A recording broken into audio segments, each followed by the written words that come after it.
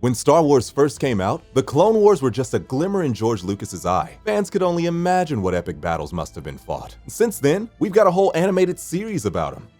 What a time to be alive. Since Clone Wars is finally coming back with new episodes, we've dug up the records of the battle so far. This is the timeline of Star Wars, the Clone Wars. Pre-war. Before we get on the warpath, there's some background information to cover, beginning way back with some ancient cosmic evil. Over 2,000 years ago, two entities called the Son and Daughter collide with unbelievable force power. The fulcrum between them is a man known as the Father. To protect the universe from their might, the Father seals the children away on Mortis. It's a world between worlds that is said to have birthed the Force itself. The three Force wielders remain there as the Father awaits the prophesized Chosen One, who can take his place and keep the Son and Daughter at bay. Elsewhere in these ancient times, there's a shaman of wills who discovers a way to preserve identity after death. Using the cosmic force to communicate with the living force, she creates the Force Spirit ability. Over the eons since her death, the shaman separates into 5 Force priestesses that take up residence in the wellspring of the Force, but not Mortis, a different wellspring. There are multiple wellsprings. The Force is all around us and whatever. The other thing that's all around us? Bacteria. Midichlorians are the powerhouse of the Force. The Blue Shadow virus spreads, infecting water supplies across the galaxy, killing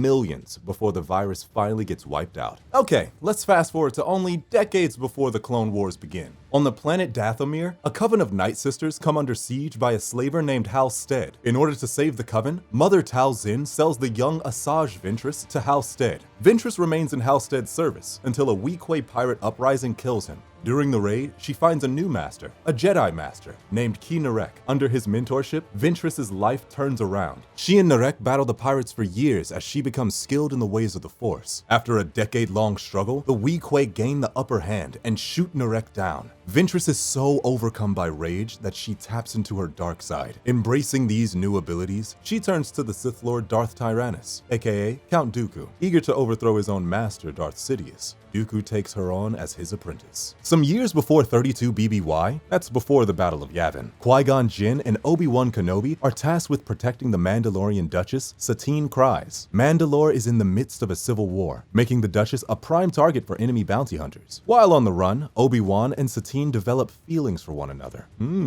That's an awful lot like Anakin and Padme's situation. Except, when the Mandalorian Civil War finally comes to an end, so does their fling. Had she said the word, Obi-Wan would have abandoned the Jedi Order to stay with her. But the two go their separate ways. Satine has a lot of cleaning up to do all by herself, transforming Mandalore into a pacifist world. The terrorists are exiled to the moon Concordia, where they band together to form Death Watch. Their leader, Pre Vizsla, rules from the shadows while acting as the governor of Concordia. Vizsla also wields the Darksaber, a rare black lightsaber built by his ancestor Tar Vizsla. But that's a story for an entirely separate Star Wars Rebels timeline video. Jumping to 33 BBY, Jedi Master Plo Koon finds a young Tagrunta girl named Ahsoka Tano and brings her back to the Jedi Temple for training. She spends a decade in their tutelage until she is finally granted the rank of Padawan. At this point, she needs a teacher. 22 BBY. Right, okay, so the Clone Wars are officially underway. After the inciting Battle of Geonosis, Separatist forces shoot a clone transport down and execute all the troopers on board. The lone survivor, Cut, is appalled by the violence of war and goes AWOL. As a clone trooper, Cut was literally created for war, but instead, he marries Sue Laquen, has some kids, and begins a simple life on a farm on Saleucami. For those who are still in the war, many battles are yet to come. The Battle of Christophsis really gets the show on the road though. Separatist forces, led by the presumed dead Admiral Trench, blockade the planet to starve out the Republic base that operates there. Anakin Skywalker and Obi-Wan Kenobi are tasked with taking out the blockade, which Anakin accomplishes by using Trench's own homing missiles against him. But, just like in the Battle of Malastare Narrows, Admiral Trench survives yet again. When Obi-Wan and Anakin arrive on the planet's surface, they're ambushed by droids, who received intel from the inside. Turns out the clone sergeant Slick sold them out to Asajj Ventress, who's now working with the Separatists. The other clones apprehend Slick, but it's too late. The droid army is already on its way. In the midst of all that, Ahsoka is dispatched to begin her apprenticeship. Doesn't seem like the best time, but I guess that's what we call trial by fire. At first, it seems she'll be studying under Obi-Wan, but she's actually been assigned to Anakin, a sneaky plan by Obi-Wan all along. Anakin and Ahsoka get off to a rough start, but after deactivating the Separatist shields and ending their siege, they begin to see eye to eye. The victory is short-lived, however, as the trio receives word that Jabba the Hutt's son, Rada, has been kidnapped. The Republic's alliance with the Hutts is essential, which is why Count Dooku is trying to sabotage it. He's working with Zero the Hutt to frame the Jedi for the kidnapping, which would compel Jabba to execute them. He'd be arrested for the murders, creating a Jabba-sized power vacuum that Zero would fill. Everybody wins! Rada is no baby Yoda, so Anakin and Ahsoka return the child to his father, who nearly executes them anyway. Thankfully, Padme Amidala swoops in with the conspiracy intel that clears the Jedi and saves them at the last second. Over on Kamino, 5 clone cadets must prove they aren't a bad batch and are actually capable of following orders together. Heavy, Cut Up, Droid Bait, Fives, and Echo all make up the Domino Squad. The team is put to the test when General Grievous invades the outpost of Rishi. In the attack, Heavy, Droid Bait, and Cut Up all fall, but Echo and Fives both manage to pull through. For their bravery, they are inducted into the 501st Legion, led by Anakin, Ahsoka, and clone captain CT-7576 Rex. Basically, that means they get to go on all the A-list missions now. Soon, Grievous is back with a new battle tactic. During the Malevolence Crisis, he uses the destructive ion cannons of the massive cruiser to decimate Republic forces across space. Anakin enlists the Shadow Squadron, a team of Y-wing bombers, to destroy the massive weapon, but the campaign is complicated by Padme's arrival. Separatist leaders trick her into coming on board the Malevolence, so Anakin and Obi-Wan have to continue their crusade on foot. Fortunately, it gives Anakin the hands-on approach he needs to crash the vessel into the dead moon of Antar. Not long after that, the Separatists hit back with biological warfare. Dr. Nuvo Vindi re-engineers the old blue shadow virus from thousands of years ago, only this time perfects it so that it's airborne. Yeah, there's no Geneva Protocol in a galaxy far, far away. Padme and Jar Jar Binks discover Vindi's base of operations on Naboo and alert the Republic's forces. Vindi is thwarted, and Anakin and Obi-Wan recover a cure on the Outer Rim planet Iego. You know, the home planet of angels that Anakin was going on about when he met Padme.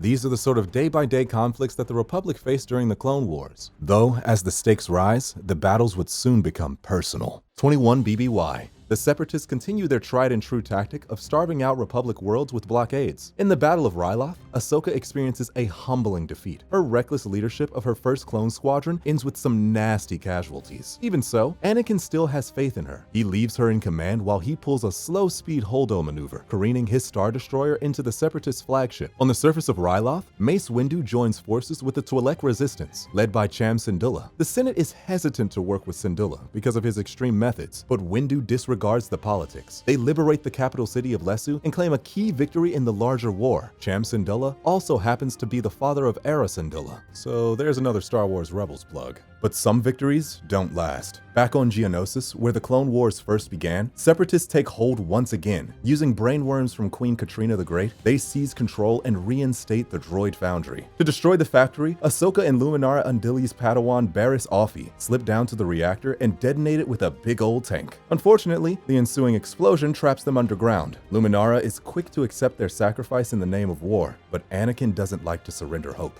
Sure enough, Ahsoka is able to contact her master with a makeshift communicator. Meanwhile, Captain Rex becomes disillusioned with the war when he meets Cut Lawquane on Saleucami. At first, Rex is angry with his fellow clone for deserting his one true purpose, but eventually, Rex comes to see that law and order isn't always the right path. That's the guy you want to be around when Order 66 comes. Let's check back in with Obi-Wan. He hears reports that Mandalorians have been attacking Republic cruisers, despite the fact that Mandalore is meant to be a neutral force in the war. Duchess Satine literally leads the Council of Neutral Systems, so something is going on here. He visits his old friend, and the two learn that Death Watch is still active over on Concordia. They're not pleased with Satine's pacifist regime, so they're working with the Separatists to edge her out of power. Pre Vizsla and Count Dooku aim to spur the Republic into occupying Mandalore, which would be unpopular with his people, thus allowing Death Watch to swoop in like big damn heroes. Satine is able to de-escalate the Senate before the vote passes, shutting down Death Watch's scheme, but Mandalore's neutrality has unforeseen complications. Their isolationism has sent the planet into an economic spiral. So black market smuggling routes are the only way to receive resources. Satine urges the Senate to reopen the trade routes for legitimate imports, but Prime Minister Amek blocks her efforts. He's embracing the corruption and making bank off of those smuggling routes. When the Duchess discovers his true intentions, she has him and his conspirators arrested. Asajj Ventress has only been growing stronger during her service. Since she's Dooku's apprentice, Darth Sidious is starting to worry that Count Dooku will betray him. So, he orders Count Dooku to prove his loyalty and have her killed.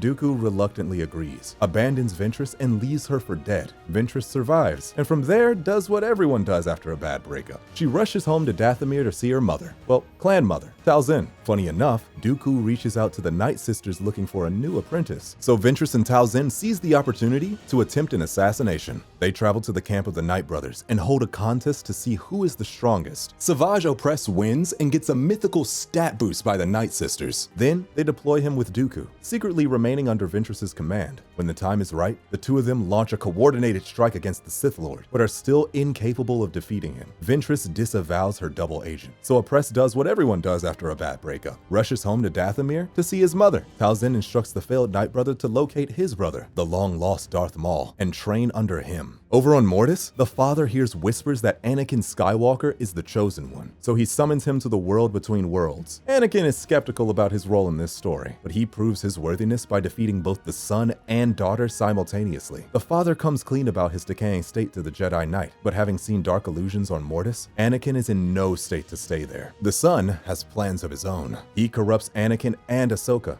unleashing their full dark side potential so that they'll help him leave the planet. The son arms himself with the Dagger of Mortis, a weapon capable of killing even the ancient Force wielders. He attempts to assassinate his father, but the daughter takes the blow instead. With her death, the balance of the Force is undone. So in a desperate play to restore it, the father plunges the dagger into himself. His sacrifice allows Anakin to kill the son, restoring balance, and the three soldiers are expelled from Mortis. During his time on the planet, Anakin received visions of him turning to the dark side and the Empire, but the father wiped them away before they could fully corrupt him. For now. 20 BBY. At the Battle of Umbara, General Pong Krell takes over the 501st Legion and irresponsibly orders them into direct combat. Fives protest the general's obvious insanity, but Rex insists that it's their duty to carry out his orders no matter the cost. Given Krell's increasingly nonsensical orders, Five goes rogue and leads a secret squadron of his own, comprised of himself, Hardcase, and Jesse. Though they successfully blow the main supply ship at the cost of Hardcase's life, Krell has them court-martialed for disobeying orders. When they are on the verge of execution, Fives appeals to the clone brethren, reminding them that they are more than mere droids. While that buys them some time, Rex investigates the mission and finds that Krell is setting them against the 212th Attack Battalion. It's all an elaborate scheme for him to court Count Dooku. Krell gets executed for treason, but Rex and Fives worry about their place in the universe after the war. Let's get some bounty hunter stories in here. Obi-Wan, Mace Windu, and Yoda catch wind of a separatist plot to capture Chancellor Palpatine. That's just something they keep trying to do apparently. To hinder the planned abduction, Obi-Wan fakes his own death and goes undercover into a prison as the bounty hunter Rocco Hardeen. There,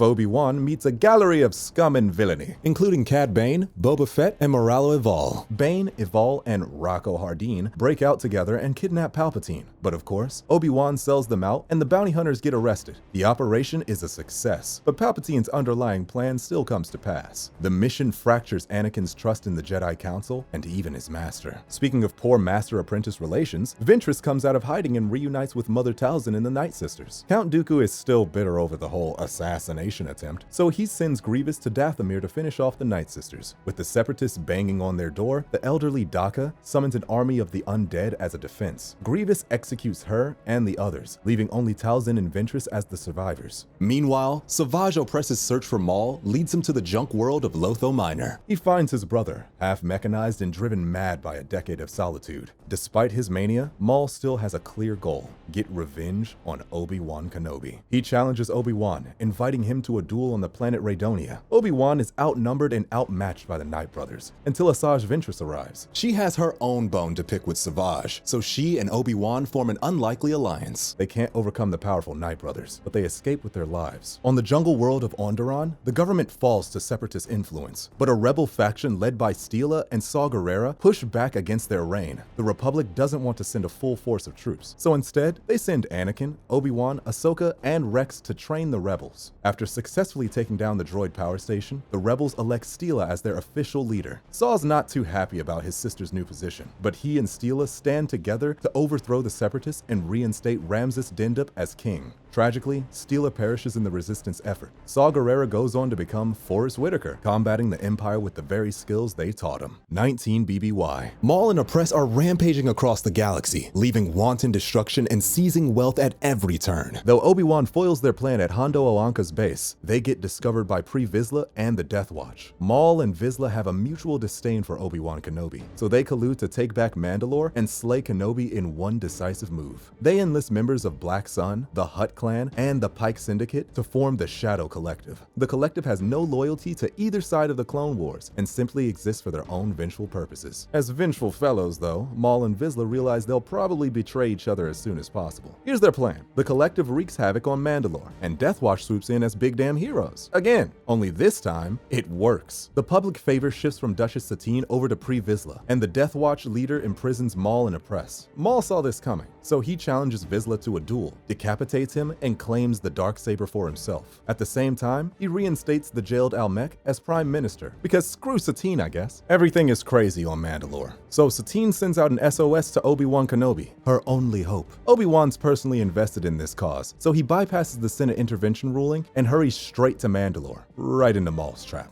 His old adversary taunts him by force choking Satine, trying to push him towards the dark side, but Obi-Wan refuses to give in to him. Finally, Maul kills Satine and throws Obi-Wan into prison. Darth Sidious senses the sheer madness and collision of the plot threads going on, so he wants in on the party too. As Obi-Wan escapes Mandalore, Sidious tags in and takes on Maul and Oppress in combat. Of course, he wipes the floor with them, killing Savage, then tormenting Maul with Force Lightning. In the end, he spares his old Sith apprentice. He can still use him for his future nefarious plans. As the war wages on, Barriss Offee comes to believe that the Jedi Council have lost their way. Truthfully, they probably should have never gotten involved with the war at all. She allies with Letta Termond, and they bomb the Jedi Temple. Since Anakin and Ahsoka were absent at the time of the attack, they were put in charge of the investigation. They determine Termond's guilty and arrest her, but while she's in custody, Offee chokes her to death. The security footage of the murder makes it seem as if Ahsoka did the choking, so she's arrested. Anakin is the only one who believes she didn't do it, so she's forced to go on the run until she can clear her name. While on the run, Ahsoka crosses paths with Asajj Ventress, and they form a truce. However, the clones still capture Ahsoka anyway. The Jedi want to give her a customary trial, but Admiral Wilhuff Tarkin convinces them to exile her so they can try her as a terrorist. To appease the Senate, the Council throws Ahsoka under the bus. Anakin still has faith, so he tracks down Ventress, who points him in Offee's direction. Offee gets caught and Ahsoka is cleared, but she's no longer interested in being a part of the Jedi Order. She goes off on her own, leaving both her and Anakin disenfranchised with the whole system. That's not the only trouble in the Republic. Clone Trooper Tup malfunctions, prematurely activating Order 66. He assassinates Jedi Master Tiplar, and during the investigation, Fives discovers the hidden programming buried in all clones. He tries to warn Anakin and Rex of the coming Jedi Purge, but gets himself killed before anyone buys into it. So, the Jedi are pretty much dead meat, but there's still hope for their spirits. Qui-Gon Jinn reaches out to Yoda through the Force, from beyond the grave. He summons Yoda to Dagobah, where he reveals his tutelage under the Shaman of Wills to become a Force ghost. Though Qui-Gon himself cannot return in full-bodied glory, he sets Yoda on the path to unlock that ability. Yoda's trial leads him to an ancient world from which the Force originates, but not Mortis, and then to the homeworld of the Sith, but not Exegol. I guess the Sith have multiple homeworlds, right? On Moraband, Yoda trips hard on Force illusions, even hearing his own last words, but proves himself worthy of the Force's greatest abilities. Near the conclusion of the Clone Wars, Anakin and Obi-Wan receive word of a dangerous trade deal on Utapau. General Grievous is looking to obtain a massive Kyber crystal for some kind of destructive weapon. The Jedi block the trade,